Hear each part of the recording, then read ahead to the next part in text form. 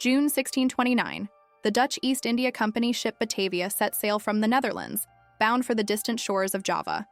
Aboard were over 300 people, sailors, soldiers, merchants, and families, along with a vast fortune in silver and jewels.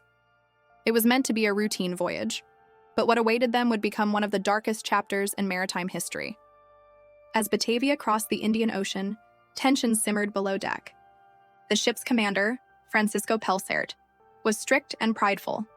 His under-merchant, Hieronymus Cornelis, was intelligent, charismatic, and secretly plotting a mutiny. He and a group of conspirators planned to seize the ship, kill the officers, and start a new colony built on power and greed. But fate struck first. On the night of June 4, 1629, Batavia smashed into a coral reef off the coast of Australia. The ship splintered apart. Chaos, screams, and desperation filled the air. Over 40 people drowned instantly, and the survivors found themselves stranded on barren islands. No food, no water, and no rescue in sight. Pelsaert left with a small crew in a desperate bid to find help, leaving Cornelis in charge. And that's when the real nightmare began. Cornelis saw opportunity in disaster.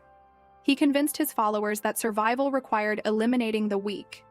What followed was pure horror. Systematic killings, women taken as captives, children murdered, and anyone who resisted slaughtered. Over 100 people died, not from the shipwreck, but from human cruelty.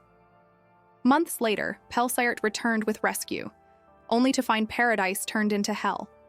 The murderers were captured, tried, and executed on the islands themselves, their bodies left as grim warnings.